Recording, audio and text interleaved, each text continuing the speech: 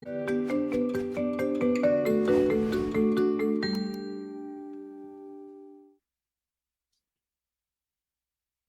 a todos, todas e todos sejam muito bem-vindos. Eu sou o professor Valdir Silva, e vamos dar continuidade, né, ao nosso processo de formação. Bom, eu sou uma pessoa branca, de olhos e cabelos castanhos claros, uso óculos, hoje eu estou vestindo uma blusa, né, de cor meio caramelo com marrom, estou à frente de uma estante com livros e alguns objetos, né, e hoje, na formação de hoje, nós temos mais dois colegas, dois amigos, né, duas amigas aqui conosco, que é a Vera Mônica e a Rosana, e eu vou pedir para que a Vera se apresente. Vera, passo a palavra. Olá a todos, eu sou Vera Mônica Ribeiro, professora de matemática da rede estadual, já fui PCNP, estou agora atuando como professora coordenadora de organização escolar em uma escola da Diretoria de Ensino Norte 2. Eu sou de cor branca, cabelos e olhos castanhos, cabelos na altura dos ombros, uso óculos, estou vestindo uma blusa de lã preta e estou em frente aqui à minha escrivaninha. Agora passo a palavra para a professora Rosana. Olá, professores, um prazer estar aqui com todos vocês. Eu sou Rosana, professora de matemática aposentada da rede, sou uma senhora de 63 anos, cabelos castanhos curtos, olhos castanhos, uso óculos, estou com batom vermelho, uso uns brincos pequenininhos. Estou hoje com um casaco marrom, estou sentada atrás de uma escrivaninha, atrás de mim eu tenho uma porta de madeira fechada. Então, espero que todos vocês estejam bem para mais esse momento de estudos. Hoje nós temos aqui um trio, né? O Valdir, a Vera e eu, onde nós vamos trabalhar com a sequência de atividade 6 do ensino fundamental, né? Dos anos finais do ensino fundamental. E nós gostaríamos de pedir para que vocês busquem um material aí, né? Busquem o diário de bordo de vocês, busquem um caderninho de anotações, e que vocês possam acompanhar esse momento de formação desta manhã, ou desta tarde, ou desta noite, que vocês estão aí assistindo, né? Dia 10 de novembro, né? Nós estamos trabalhando com a parte 2, nós já fizemos a parte 1 dessa formação, tivemos as pílulas do conhecimento, e hoje nós estamos indo para a parte 2. Então, agora nós vamos, nesse slide a gente mostra todo o material, no slide anterior a gente tem todo o material do Aprender Sempre, a gente convida vocês a buscarem tanto o material dos cadernos, quanto o roteiro formativo, que a gente tem aí disponibilizado do 4º bimestre, o quanto é importante a gente olhar para esse material, ele nos ajuda, né, a organizar a aplicação da sequência de atividade 6, ele me dá algumas orientações, né, isso ajuda bastante que eu possa me organizar. Aí eu vou trazer os nossos objetivos de hoje, né? Nós vamos revisitar o nosso cronograma e a estruturação das formações ATPC do Aprender Sempre, referentes ao 4º bimestre. Nós também, hoje, aqui o Valdir vai discorrer para a gente, né, nós vamos refletir um pouco, o professor Valdir vai trazer aí, falando sobre a estrutura do raciocínio lógico-matemático, né, dos elementos, do raciocínio espacial, da noção de comprimento e distância, da noção de superfície, corpo e espaço, raciocínio temporal, sucessão e raciocínio duplo. Nós também pretendemos aqui analisar atividades do Aprender Sempre, da sequência de atividades da SA6, fazendo uma relação com os processos de construção estrutural do raciocínio lógico-matemático. No nosso próximo slide, nós vamos apresentar agora o nosso cronograma, para que sempre vocês fiquem para vocês poderem se organizar, né, nas ATPCs. Hoje, 10 de 11, nós estamos trabalhando com a sequência de atividade 6, depois vocês podem acompanhar aí as demais datas, né, que nos ajudam a nos organizar para as ATPCs, tanto os professores quanto os coordenadores. O próximo slide nosso, a maioria de vocês já conhecem, a organização da nossa formação. nós temos duas partes, a parte 1, que nós já fizemos na semana passada, e depois vocês assistiram às Pílulas do Conhecimento, onde vocês puderam aprofundar um pouco mais as atividades que nós propusemos, né, nessa formação da semana passada. E aqui nós temos hoje a parte 2, que a gente vai se aprofundar, a intenção é aprofundar um pouco que trabalhamos na semana passada. Agora, vocês podem acessar o material, quem não conhece, vocês podem entrar no Centro de Mídias e acessar todas as formações, tá? Então, nós temos todas as formações aí nas ATPCs do Aprender Sempre. Procurem sempre com a data de quinta-feira, tá? Porque as ATPCs, elas vão ao ar para vocês aí na escola, sempre às quintas-feiras. Ou aponte, né, o celular para o QR Code, que vocês serão encaminhados para o Centro de Mídias.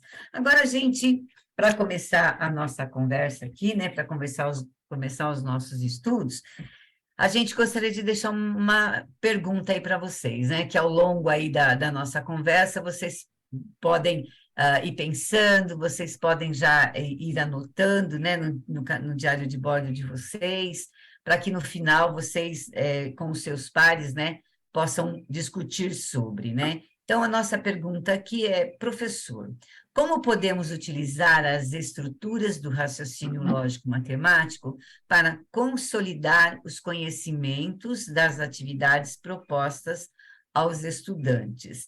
Então, como nós já comentamos, né, a gente já vem trabalhando esse bimestre todo, quarto bimestre, falando, né, do raciocínio lógico-matemático, né? Então, de que forma, né? Como que a gente pode utilizar essas estruturas, né, para que a gente possa consolidar esses conhecimentos das atividades propostas que a gente propõe aos estudantes. Agora eu passo a palavra para o Valdir, e ele vai discorrer sobre, e depois ele faz um fechamento, a gente faz um fechamento aí. Valdir, a palavra é sua, por favor. Rô, eu descompartilhei aqui para a gente poder conversar um pouquinho sobre essa questão, né? Como a Rosana comentou, né? Estamos aqui, Rosana, Vera e eu, nós já discorremos, já trabalhamos na parte 1, né, e na formação anterior, a organização, né, da construção do raciocínio lógico, né, e o que é importante nessa questão de como podemos utilizar as estruturas do raciocínio lógico-matemático para consolidar o conhecimento das atividades propostas aos estudantes. Bom, nós precisamos ter em mente, né, que todo o processo ele tem uma construção, todo o processo ele tem um viés, né, de reorganização, de reestruturação cognitiva. Então, nós podemos utilizá-lo, né, como se nós estivéssemos pensando lá na taxonomia de Bloom, em utilizar, em trazer atividades, né, propostas, né, estímulos aos estudantes, em que eles possam construir esse processo, né, de uma forma lógica, então iniciar do menos complexo para o mais complexo, né, e aí conseguir construir, né, fracionadamente o processo de organização e reestruturação do raciocínio sempre que for necessário. Então, quais são as vantagens de nós conhecermos esses processos de organização e estruturação do raciocínio lógico? Conhecer como, né, entender como o processo, né, de aquisição de conhecimento ele funciona, né, como que ele se dá em relação ao nosso processo mental, para que nós, professores, por meio de nossa percepção, por meio das nossas avaliações, consigamos perceber qual é o processo que foi utilizado equivocadamente, para que a gente possa retornar ao processo e refazer a construção com o nosso aluno, com o nosso estudante. Então, a importância das estruturas e da organização do raciocínio lógico é que a gente possa construir atividades, né, que favoreçam a essa aquisição do conhecimento, mas que a gente também possa retornar para o início do processo e refazer esse caminho com o aluno quando esse estiver equivocado. Bom, Rô, atendi a necessidade? Sim, ok, Valdir. Agora, então, vamos trazer aí para os professores, né, falar sobre, né, essas estruturas. Bom, então vamos dando continuidade aqui. A gente vai falar um pouquinho das estruturas do raciocínio lógico, vou explicar um pouquinho como que elas se consolidam, como que elas aparecem para a gente, né? Mas antes a gente tem aqui, né, que o objetivo das estruturações do raciocínio lógico sempre será sempre não o de ensinar matemática ou pensar, mas o de ajudar o estudante a desenvolver suas capacidades de raciocínio. Olha só, em qualquer situação que seja, nós, professores, né, temos o objetivo de desenvolver capacidade de raciocínio, para que ele possa sempre seguir para o próximo nível. Bom, hoje nós vamos falar um pouquinho do raciocínio espacial, da noção de superfície, do raciocínio temporal, da sucessão e do raciocínio duplo, né? E antes de entrar aqui nesse processo todo da estruturação, né, eu vou relembrar uma parte muito importante que nós vamos usar aqui para essa configuração das estruturas todas, né, que é a teoria da conservação de Piaget, que nós falamos no processo anterior, né, na formação anterior. Né? Então, o que é a noção de conservação, né, de Piaget? A noção de conservação, a teoria da conservação de Piaget, ele diz o seguinte, né, num processo menos formal. Ele diz que se nós temos, né, 100 ml de água e nós colocamos num copo, né, o nosso estudante ele enxerga uma determinada altura.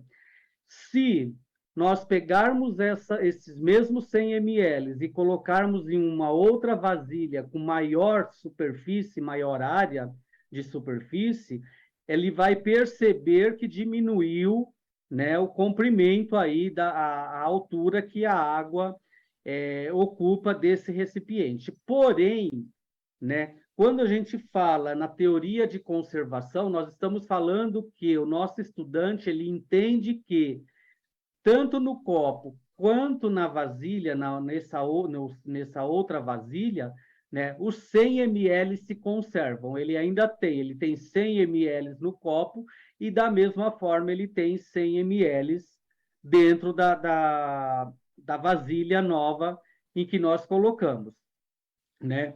Ou seja, né, ele consegue perceber que há, neste processo, a conservação da quantidade, né, em ml, que havia anteriormente, né, dispostas num recipiente e agora disposta em outro recipiente, ela se mantém. Bom, então, dito isto, né, da conservação, nós vamos passar aqui para o raciocínio espacial sobre a noção de comprimento e distância. Bom, o nosso raciocínio espacial quanto a comprimento e distância, né, eles são dimensões do espaço, e essas dimensões, né, do espaço, ele se dá a partir do momento em que nós nascemos, em que nós ocupamos um lugar lá no espaço, e nós chamamos esse espaço que nós ocupamos quando nascemos de espaço vital fundamental, e ele está reduzido ao nosso espaço corporal, né? Então, toda a nossa noção, nosso raciocínio espacial, ele começa a se desenvolver a partir do momento em que nós começamos a ter noção do nosso corpo no espaço. E, a partir daí, nós conseguimos direcionar os olhares, iniciar o processo de locomoção, né? E perceber pequenas distâncias, né? Então, a partir do momento que a gente começa a desenvolver a noção de espaço, a gente começa também a desenvolver a aquisição de novas situações espaciais, né? Então, o espaço corporal, né, o nosso corpo, o espaço corporal, é o ponto de referência para qualquer outra aquisição espacial. Bom, então, a noção de espaço, ela está estruturada através dos nossos sentidos, né? E de nossa movimentação. Nós começamos a ocupar os espaços quando nós temos aí um processo de movimentação, um processo, né, de conquista aí do que está ao meu redor, no meio em que eu estou. Bom, essa movimentação e esses sentidos que nós temos, ele vai ficando registrado na nossa memória, né, no nosso inconsciente, para que a gente possa requisitar posteriormente, né, esses registros, alicerçar, né, essa noção de espaço que nós temos, para que a gente comece a diferenciar o eu corporal, né, da relação do mundo exterior.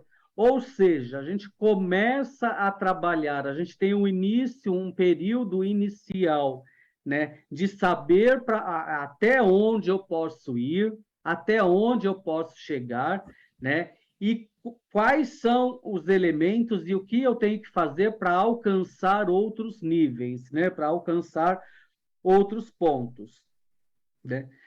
Cabe ressaltar que a noção de comprimento, ela se altera com o passar do tempo, porque nós nascemos, né? E aí, conforme as nossas estruturas mentais estão sendo consolidadas, né, amadurecidas, nós também temos um processo aí, né, de alteração dessas noções primárias, né?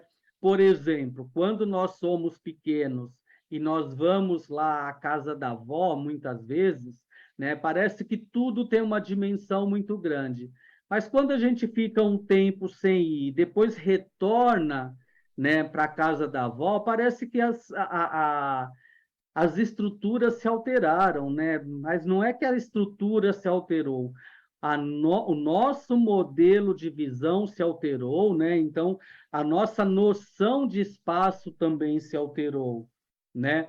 Então, esse processo, né, que a gente que nós estamos trabalhando da teoria da conservação de Piaget, né, ele permite que nós, a partir de um certo amadurecimento, consigamos perceber que as estruturas elas não se alteram, né? Mas que, né, a gente tem um processo aí todo a ser trabalhado. Então, a partir da noção de comprimento, né, que a gente tem, a partir de todo esse processo com o corpo, a gente chega, né, a noção de superfície, né, lembrando que, né, é sempre o nosso sistema nervoso, né, que se desenvolve, né, e aí vai se estruturando as outras noções, como a noção de superfície, pensando um pouquinho aqui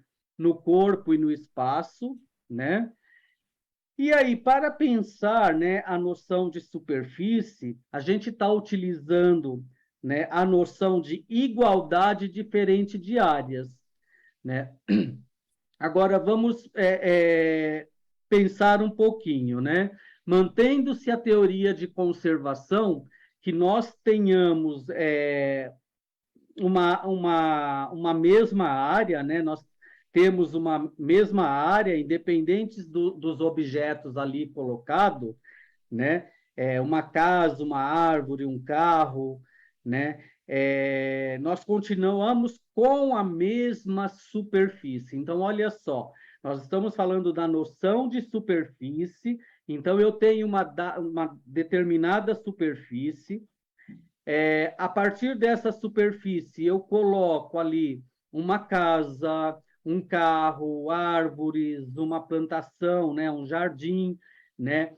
E eu continuo tendo a mesma superfície. O que muda, né, são as áreas ocupadas, né, ou as áreas livres, né, fazendo por uma outra vertente, são as áreas livres, mas a superfície continua a mesma, né? Então, essa noção de organização, né, ela traz para a gente, né, uma referência que é o nosso corpo, né, e essa referência ela traz algumas estruturações, né, ela traz algumas estruturações como a organização espacial do corpo, né, que nos direciona aos processos de conceitos espaciais. Ela traz o espaço do corpo, né? Associada à noção de corpo, né? Ela traz para a gente a configuração, né, da estatura ou configuração corporal do alto, baixo, né, do magro, do gordo. Né? Ela também traz o espaço dinâmico e noções de espaço, né? Ou seja, esse espaço dinâmico, né, a gente já está falando de dinamismo, né, é o espaço necessário para que o nosso corpo se movimente, ou seja, para que ele ande, para que ele corra, para que ele pule, né? Então, essa necessidade do espaço dinâmico, nós vamos nos apropriando para que a gente faça esses movimentos, né? Correr, pular, né? Andar, né? Nós temos o espaço vital, né? Que são aqueles espaços que são seguros, como, por exemplo, a nossa casa, nós nos sentimos seguros nas nossas casas, no nosso lar. Nós temos os espaços sociais, onde nós estabelecemos as relações sociais e de grupo, onde nós iniciamos o desenvolvimento das relações sociais e acadêmicas, porque a gente não pode retirar desse processo de relações sociais a relação acadêmica, né, o processo de grupo que é formado principalmente no período da adolescência. Nós temos os espaços contextuais, que são os espaços que nós chamamos de meio, que são aqueles em que nós estamos inseridos, né? E que há um crescimento e um desenvolvimento evolutivo cognitivo, né? Sempre em que nós estamos, ou em que nós estejamos inseridos de forma respeitosa, ética e impessoal, né? E nós temos mais ligados, né, ao processo do raciocínio lógico-matemático, as estruturas da simbologia espacial, que são as estruturas de comprimento, largura, área, perímetro, volume, desenhos, né? E assim sucessivamente. Bom, pensando nesse processo, né, de estruturação da noção de superfície, a gente está falando de corpo e espaço, a gente não pode deixar de falar também, né, sobre o processo que a gente tem do raciocínio temporal, né? O raciocínio temporal ele é importantíssimo para nossas tomadas de decisões do dia a dia, né? Então, o tempo, né, para todos os períodos temporais em que nós nos deslocamos fisicamente no espaço, ou mesmo os nossos movimentos internos, seja de raciocínio, ou seja, de opção de movimentação, de ação mesmo que nós tomamos, né, são constituídos pelo fator de memória, né? Logo, né, um ato como uma sucessão de eventos ou um deslocamento no espaço, ele se determina, ele se realiza por um período de tempo, né? Durante um período de tempo, né? E isso nos lembra muito, né, o componente curricular da física, quando a gente está trabalhando lá a cinemática, né, que a gente traz essas estruturas todas para que a gente possa discorrer. E a gente tem, segundo Piaget, 3 estruturas temporais, né, que é o tempo psicológico, que é aquele tempo intuitivo, que é aquele que nós sempre falamos que quando uma atividade é prazerosa, o tempo passa muito rápido, e quando ela não é prazerosa, demora-se muito a passar, parece uma eternidade, né? Então, esse é um tempo intuitivo, é um tempo psicológico, né? A gente tem o tempo qualitativo, né? Que trabalha essencialmente esse processo cognitivo, né? Do tempo intuitivo, ele é relacionado ao tempo intuitivo, ao psicológico, né? E ele se refere às relações de sucessão, né, e de duração obtida pela percepção imediata, né? É o que eu falei, ele é duradouro, ele é mais rápido, como que a gente está se relacionando até mesmo emocionalmente com essa questão do tempo. E nós temos o tempo métrico, né, que é o tempo qualitativo, né, com intervenções das unidades métricas, né, podendo ser trabalhados na geometria, na cinemática, na mecânica, né, como, por exemplo, quilômetros por hora, metros por segundo, né, e assim sucessivamente. Bom, se nós estamos falando de tempo, e o tempo é um processo de sucessão, é um processo suscetível, né?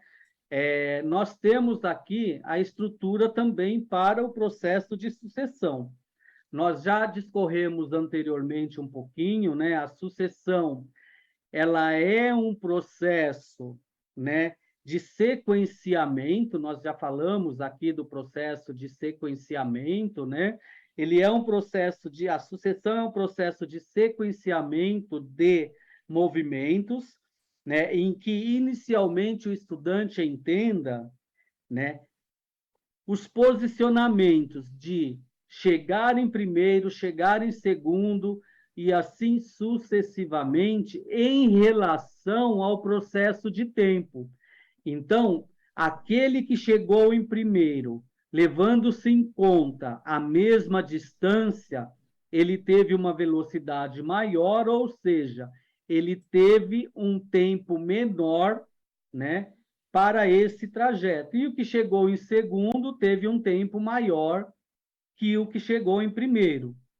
Então, essa relação de sucessão é muito importante para que a gente tenha construção do raciocínio lógico estruturado nessa temática do tempo, né? Para que eles percebam esse processo de inversão de tempo e velocidade, né?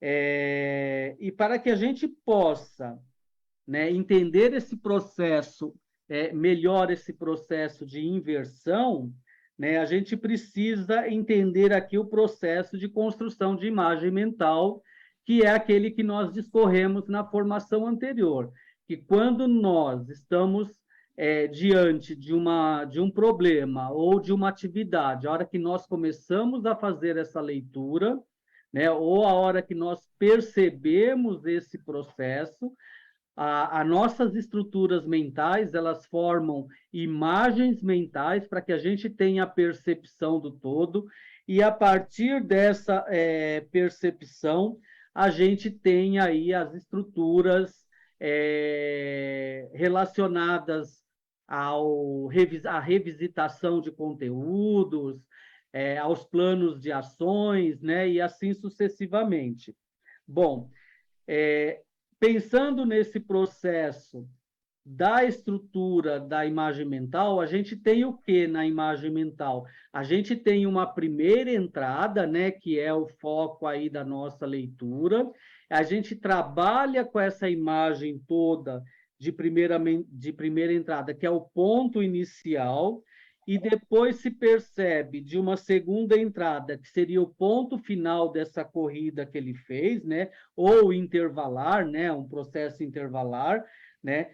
Sendo assim, há um processo, né, de no mínimo 2 entradas. E por que eu estou falando aí de um processo, né, de 2 entradas? Porque a gente precisa falar do processo de raciocínio duplo, né?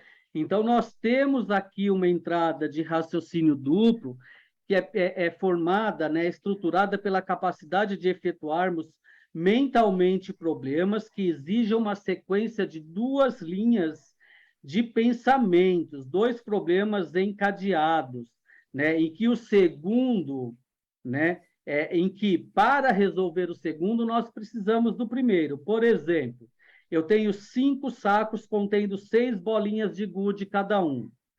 Se eu perder 22 bolinhas, né, quantas restarão?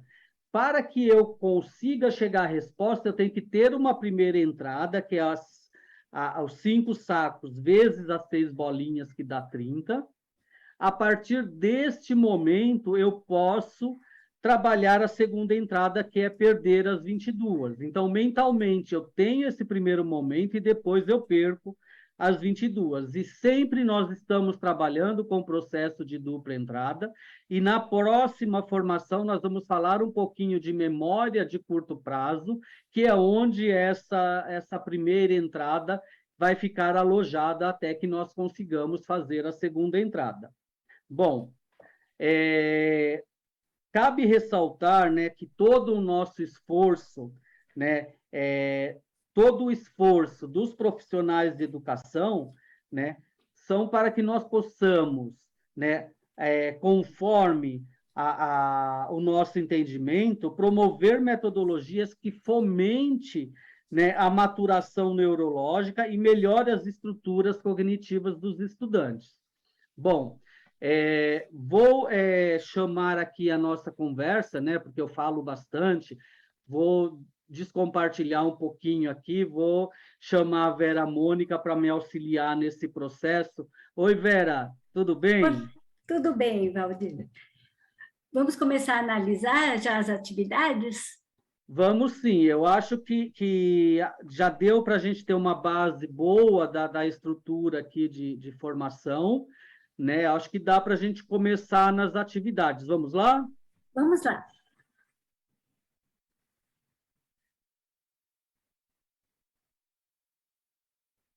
Bom, Vera, a palavra é sua nesse terceiro momento aqui sobre as nossas atividades.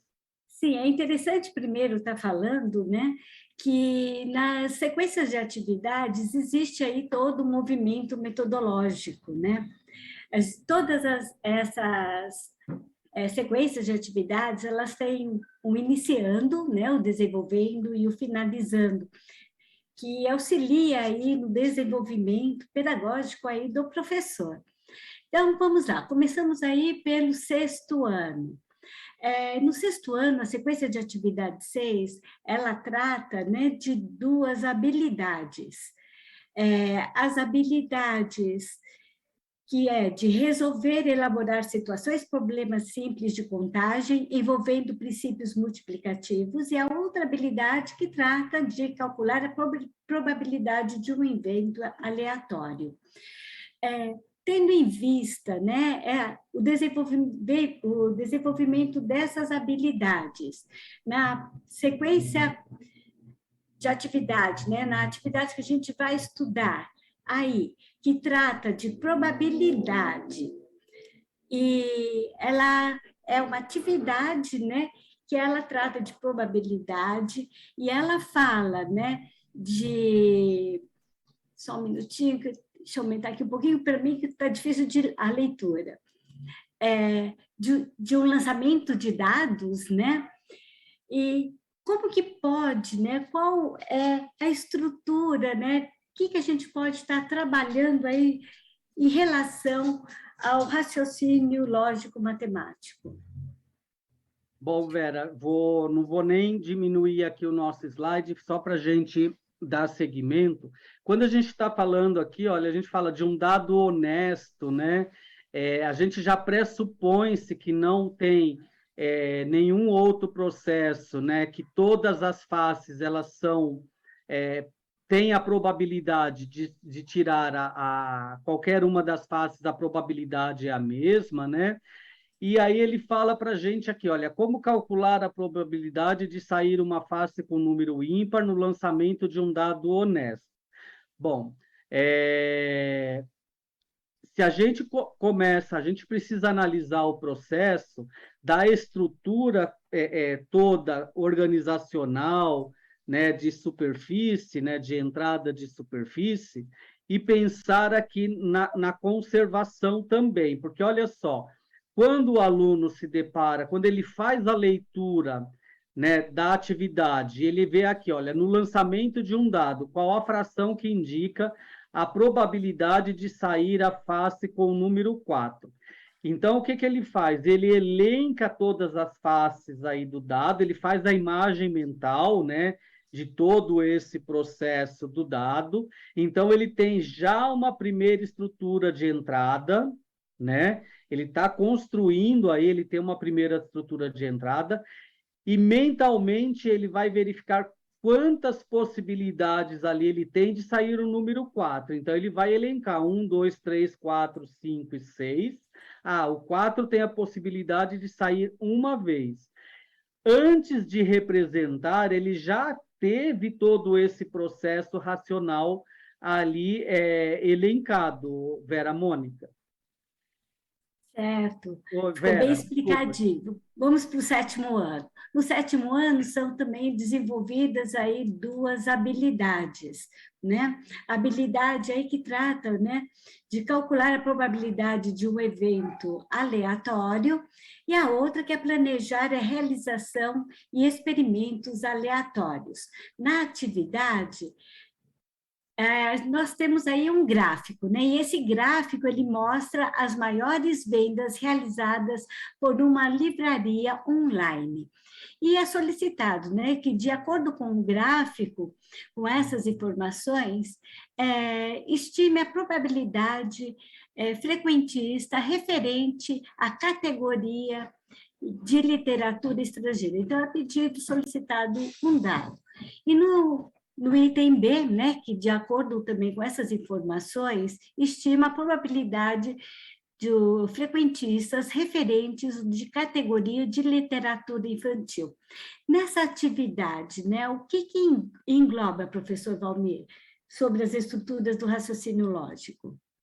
Bom, Vera, olha só, as duas atividades, os itens A e B, eles são muito parecidos, né? De antemão, né, quando o nosso estudante ele lê essa atividade, né, ele já sabe que ele forma a imagem mental aqui do gráfico, o gráfico já ajuda muito a imagem mental do todo, né, para a gente elencar o todo, ele já sabe que ele tem que trazer, ele tem que resgatar, né, revisitar conteúdos, para ele saber, né, o que é probabilidade frequentista, então ele precisa já ter esse conhecimento trabalhado, mas aqui, como qualquer construção de gráfico, nós temos uma estrutura, né, inicialmente de dupla entrada, que é entender aqui literatura estrangeira, 5.600, depois literatura infantil, 1.700, literatura brasileira, 4.100,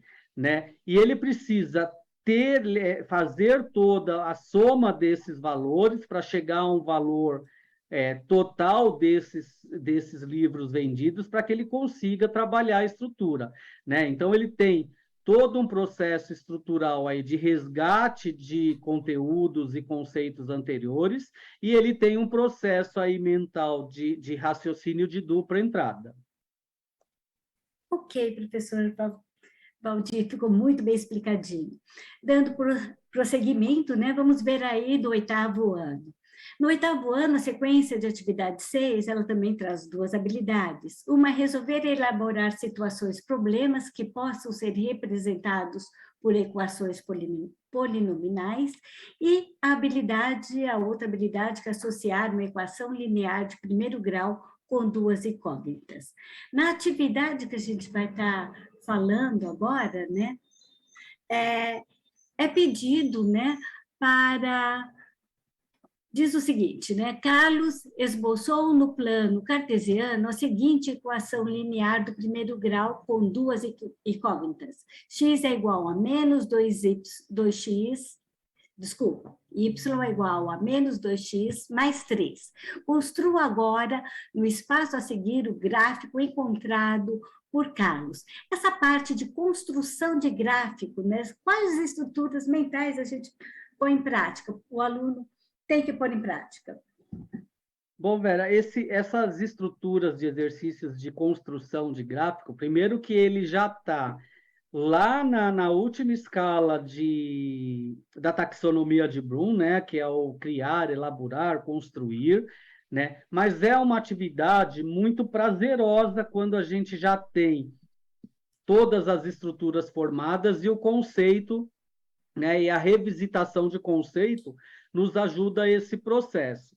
Então, a gente tem aqui todo um processo de função, né, de entender a lógica da função, né, entender que é uma função linear e que os processos todos eles estão desenvolvidos aí pertinentes aos pontos que se cabem, porém, quando a gente fala de estrutura, né, a gente já comentou do gráfico anterior, que são duplas entradas, porém ele precisa, por meio dessas duplas entradas, entender quais são, né, qual é a inclinação e quais são os processos para que ele possa dar continuidade. Então, nós temos aí todo o resgate que ele precisa fazer mentalmente, ele cria a imagem mental anteriormente com a base em que ele tem, para que ele possa estruturar representar esse gráfico conforme a atividade solicita.